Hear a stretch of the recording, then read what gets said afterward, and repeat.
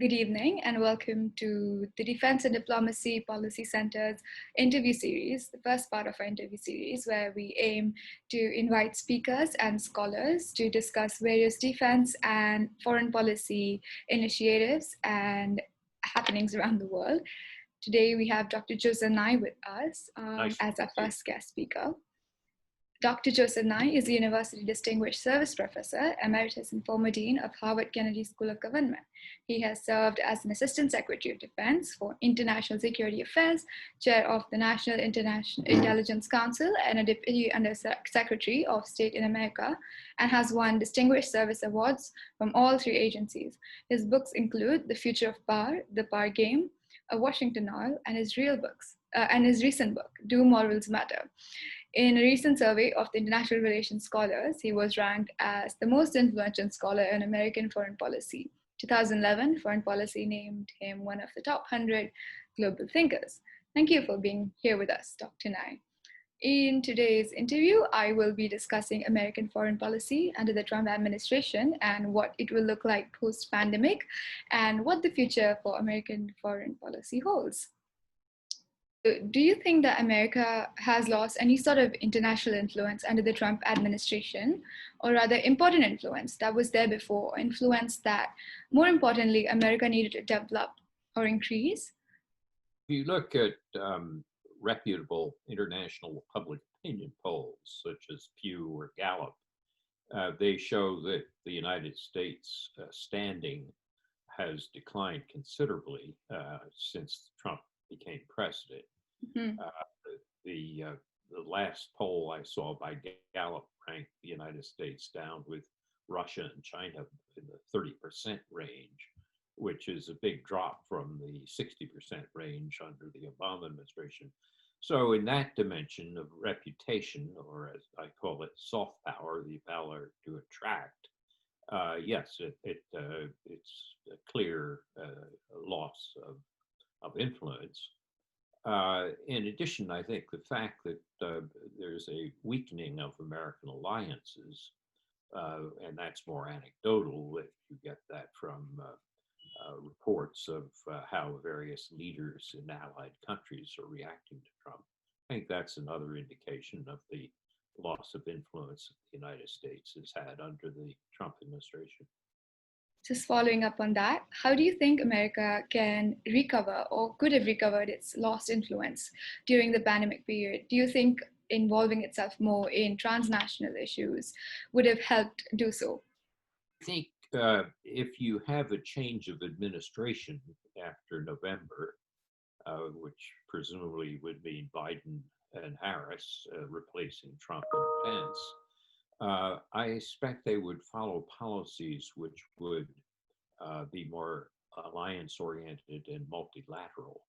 Biden has said he would rejoin the Paris Climate Accords, and I think Biden has also said that he would not withdraw from the World Health Organization. These are types of actions, I think, which would symbolize change and which would help to restore some of the lost influence I described.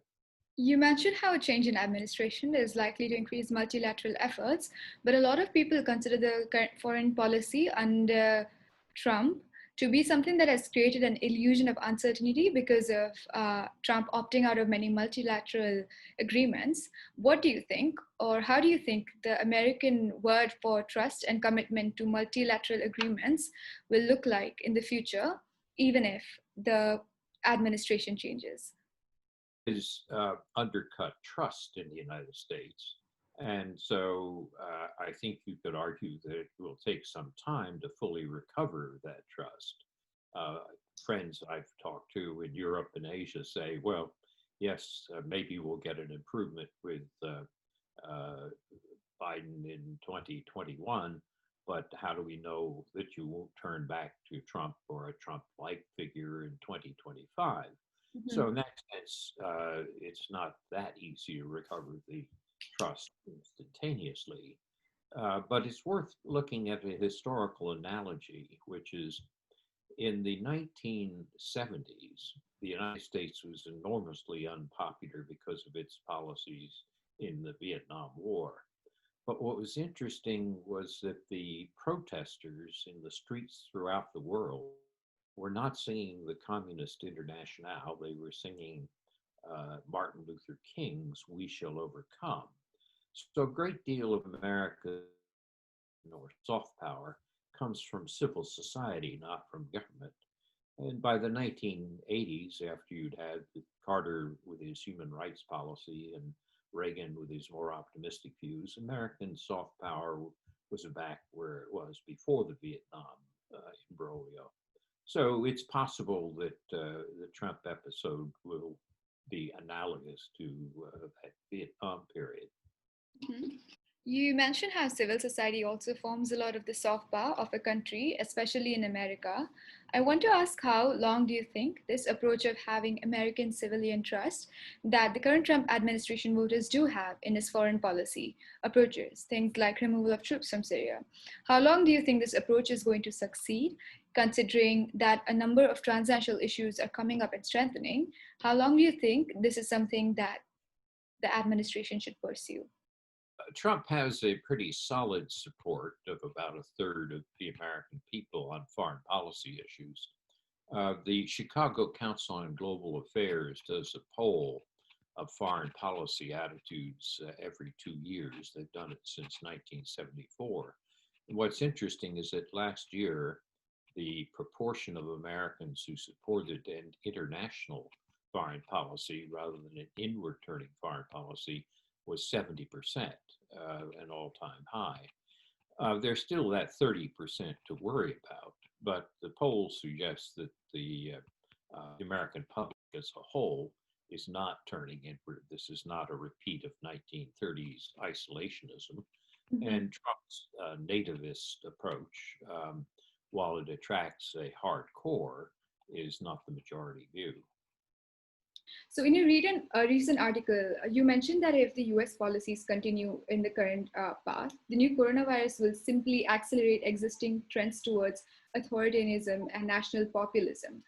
There have been a rise in nationalist, populist movements in different places of the world, in diverse movements in Russia, India, Hungary.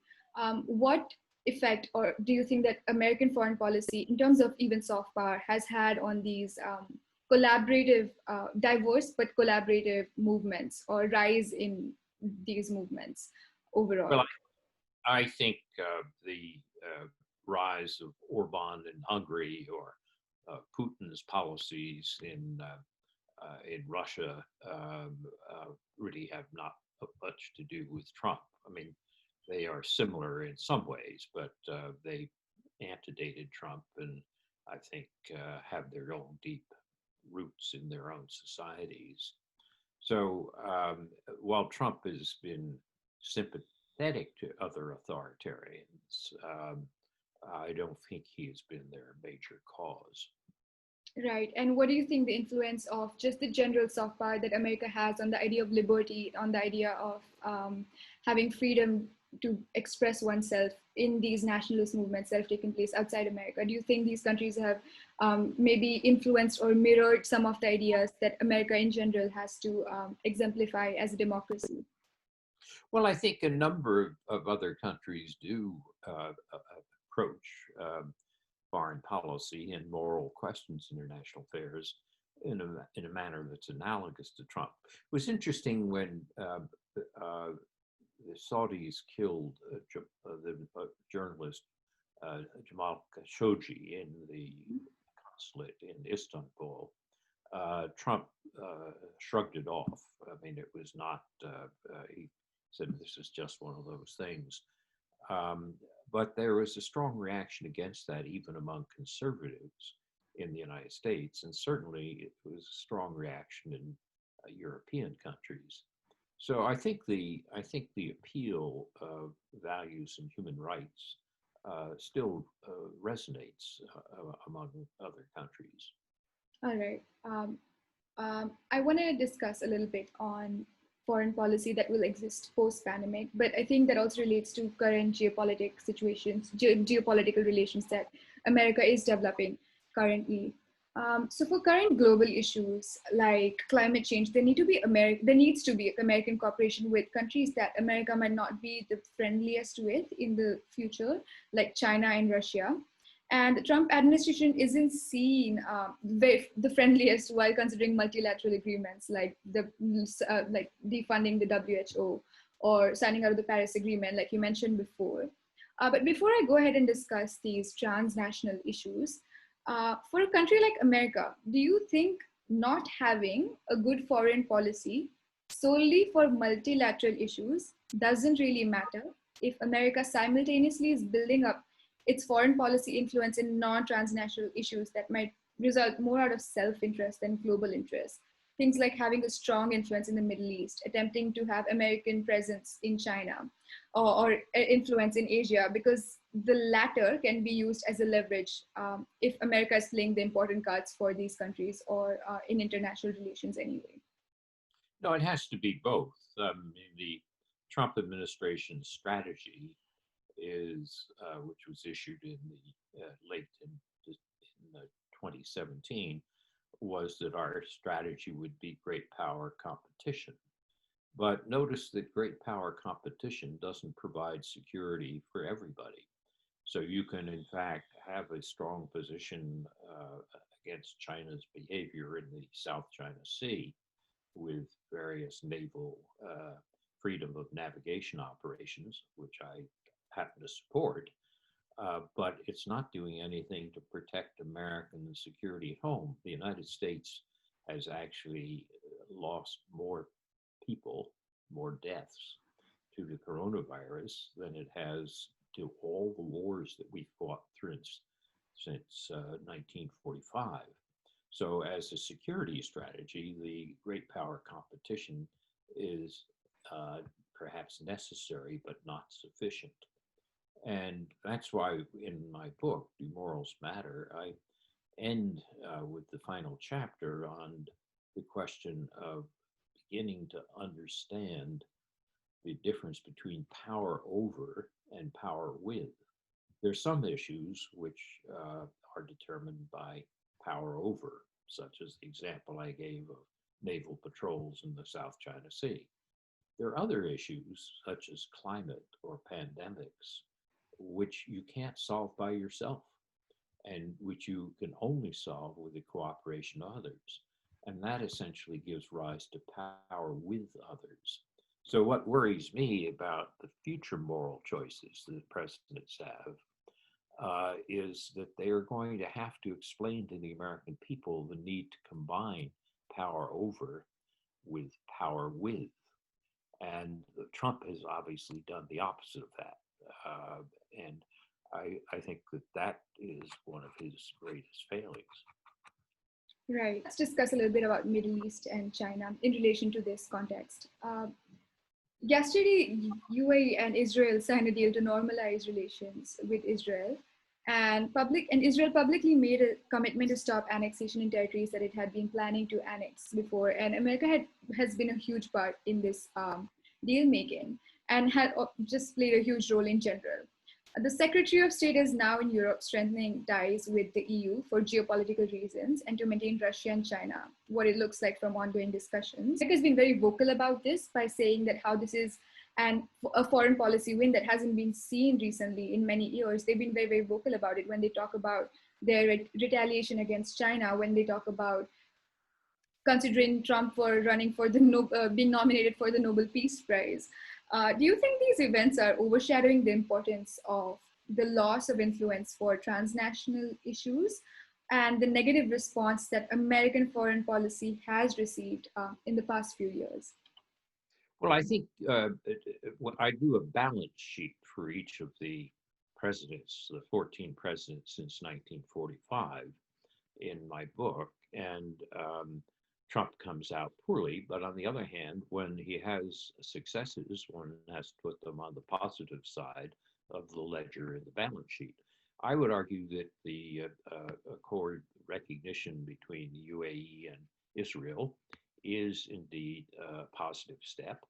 And I think Trump did place emphasis on this and his working with the Emirates. So I think he deserves credit for it. Now, it hasn't solved the problems of the Middle East, and we still don't know what's going to happen in terms of a two-state solution and whether annexation will at some point go forward anyway. But let's give him credit at this stage for a useful step in the right direction. On the other issue you raised, China, and I say this in my book, I think Trump deserves credit for essentially calling attention to China's misbehavior. I mean, there are a number of things that China had done which essentially were free riding on the liberal international order, such things as coercive intellectual property transfer, theft of intellectual property, uh, state subsidies to state-owned enterprises, which made sure there wasn't a level trading system, but the playing field was slanted in China's favor. All these had created a sense of resentment, not just in the United States, but in a number of other countries as well. And Trump's efforts to come down hard on this and argue that this could not continue, I think, was something that goes on the positive side of his foreign policy ledger. You can still criticize the clumsiness with which he did it, and you can criticize the fact that he didn't use allies in the process of trying to change Chinese behavior. He put tariffs on allies the same time he put tariffs on China. But nonetheless, I think in making sure that China took note of the fact that they couldn't continue as they had been before, that goes on the positive side of Trump's ledger. Right. Yeah. So let's bring China into this, just following up on that question. Recently, China has imposed sanctions on 11 US officials as a retaliation to the same move that US did carried out for Chinese officials for their security law. Do you think these events indicate anything about how much influence American foreign policy holds in status quo, or what its influence is with China's rising power? Because in a recent article, you talk about how coronavirus is likely not changing the world order, in that you mention how the balance favoring the US in hard and soft power in world politics will likely not change after the pandemic is over.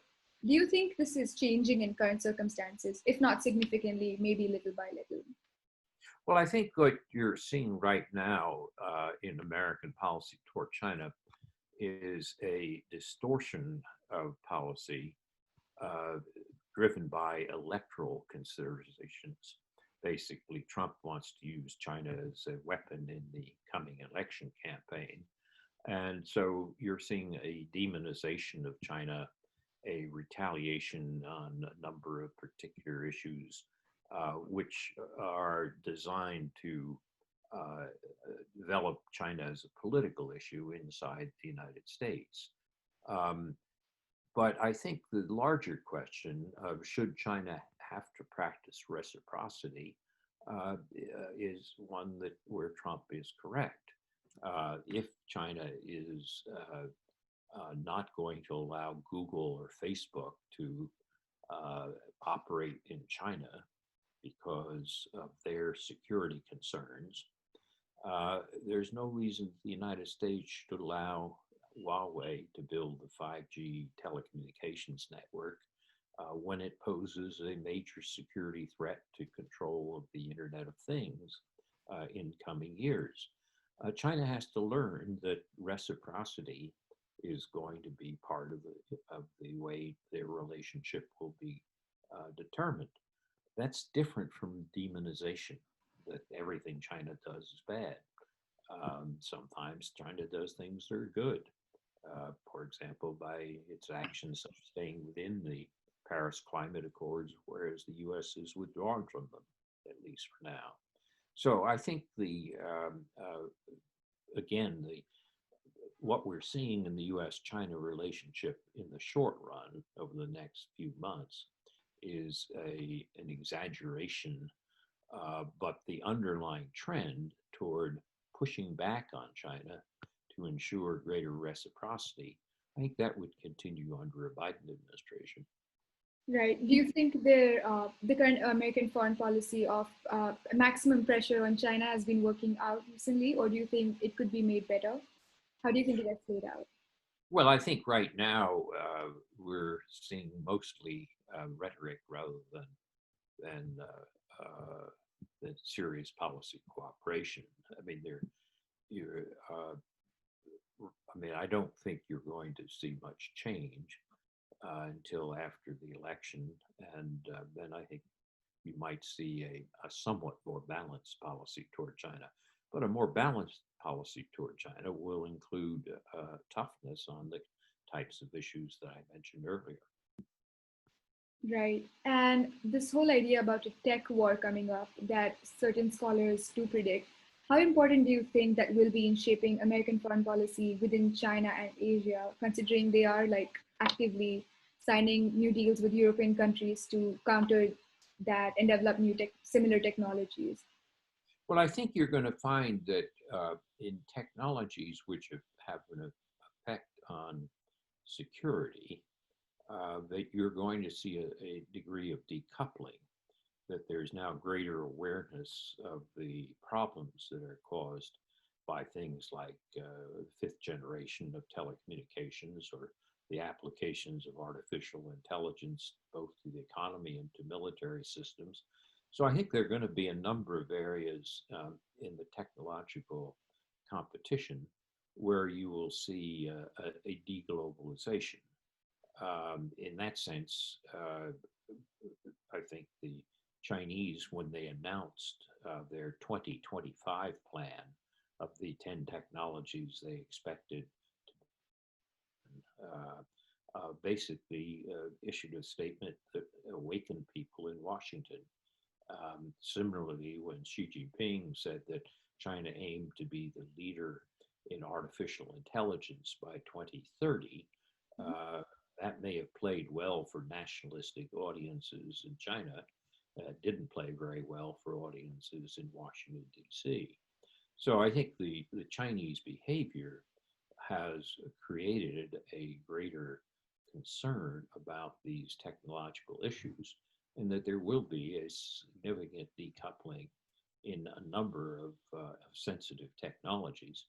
What worries me is that that is taken too far, and that what you wind up with is saying, oh, we have to break all global supply chains with China, which I think is a non sequitur. So we'll have to see whether we can uh, basically decouple in some areas, but prevent the decoupling from leading to rampant protectionism across the board. In the same line of discussion, there has been a leak of official documents that show that Iran and China might be having a, a deal, an upcoming deal where they just collaborate with developmental projects and just in general many other bilateral issues. How much do you think this affects America's influence within the Middle East and in China, in Asia? Well, I think it will certainly undercut the efforts of the Trump administration to isolate Iran. It's interesting that under Obama, you had both Chinese and Russian support for the JCPOA and for sanctions under UN Security Council auspices. Now, the Trump administration, by pulling out of the JCPOA and trying to isolate Iran, uh, has basically given China and Russia opportunities to uh, throw Iran a safety net, so to speak, and broken that previous unanimity among the five permanent security council powers. So I think in that sense, this is an area where you put that on the negative side of the ledger for Trump. Let's discuss what happens post elections and what happens once the pandemic is over and how American foreign policy will play out like after that. We already discussed Joe Biden's the promises that he made about a few executive orders rejoining the Paris deal, and commitments to other things like arms control with Russia. That basically a lot of issues, transnational commitment to a lot of transnational issues. And we also discussed the trust that will have at a later stage. But do you think the other political foreign policy buildups, like developing better relations with the Middle East, um, are going to come as a hindrance in this approach towards committing more to transnational issues and a little bit lesser to political issues? Well, I think both Biden and Trump um, reflect American public opinion and also reflect the views of the prior Obama administration that the Americans had become too heavily involved in the details of the Middle East, and that Obama, remember, talked about a rebalancing toward Asia. After all, Asia is the most rapidly growing part of the world economy, and the question of a challenge in great power terms means that more of the American fleet and military forces are aimed at the Indo-Pacific region. So in that sense, I think you're going to see a continuation from Obama through Trump, actually, to Biden, of making Asia more important as a region than the Middle East. With that said, you can't exit the Middle East. I mean, there are still vital interests that the United States has. If you look at energy, we are not importing oil from the Middle East for the United States. But if there were a disaster in the Middle East, the Straits of Hormuz were closed or something of that sort, that would affect the global price of oil, which would affect us and affect our allies. Similarly, we don't want to see nuclear proliferation in the Middle East. We want to see stability in the region. We care about the security of Israel. So there are a lot of other interests that will continue, even if we are rebalancing toward Asia. The question is, how do you protect those interests more by the use of diplomacy and more limited uses of military force than in the past? I think that there's a continuity there from Obama to Trump through Biden. So I think there'll be a change from Trump to Biden, but I don't think it's going to be a major reversal. Right. And a lot of people are predicting and talking about how Joe Biden might repeat a lot of the foreign policy approaches that the Obama administration had. Do you think the kind of criticisms that the Obama administration receives are likely to be repeated, or do you think that this is probably a good approach by Biden, considering current geopolitical tensions or just in general transnational issues that exist? Do you think Joe Biden should be adhering to the foreign policy that the Obama administration listed out, or do you think there should be some significant developments out of it? Well, in my discussion of the Obama administration, my new book, I criticized some of Obama's policies in the Middle East. I don't think he thought through the intervention in Libya. There was an inadequate follow through. On Syria, he didn't. He took a strong position, but didn't follow through on it enough. And there is also the question of whether he had thought through how he was going to work or solve the Afghanistan problem. So I think on the other hand, Obama gets a lot of credit for, in my view, for the way he handled Iran with the JCPOA and preventing the proliferation of nuclear weapons in Iran. I think Biden, within the administration, within the Obama administration, often had an independent view. He didn't agree entirely with all Obama's positions. So I don't think we should see a Biden administration being a simple continuation of an Obama administration. I think he'll have his own approaches. Right, right. In the next layer of this, I finally want to ask, how relevant will the use of soft power be when policies are pretty clear on what is needed to solve pressing issues like climate change? when countries know what they should be doing and when politics might have to take a back seat, there will be a point when foreign policy formulation on the basis of political self-interest will have to take a back seat. And what do you think this means for America? Well, I think that uh, a country's soft power helps it to recruit allies and others into coalitions to deal with such issues. So, in that sense, if you are attractive to others, if you're seen as cooperative, if you're known or have a reputation for working with others, supportive of multilateral institutions, that helps you get leverage in terms of dealing with issues which, like climate change or like pandemics and so forth. It also helps you with issues which involve not power with, but power over, for example, on the issues of Chinese naval activity in the South China Sea or the Indian Ocean.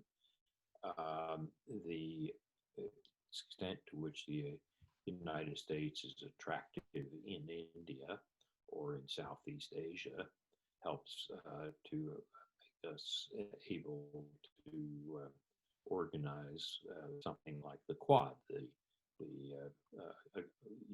coordination of Australia, Japan, US, and India in terms of balancing Chinese power. So your soft power, if you want, can be an additional leverage or a force multiplier for your hard power.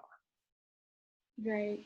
And in terms of having leverage, soft power leverage, do you think that what do you think will have much more importance in terms of soft power leverage, having political leverages or just leverages in terms of collaboration with transnational issues? For example, America is the country that funds the WHO the most. So things like that, do you think that is going to be a higher leverage in terms of soft power, or do you think other political relations might be the bigger players in this?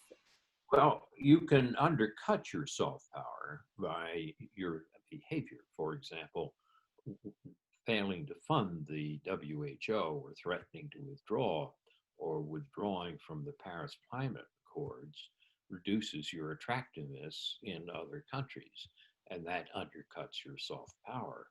So I've used the term smart power as a strategy in which you soft power and hard power reinforce each other.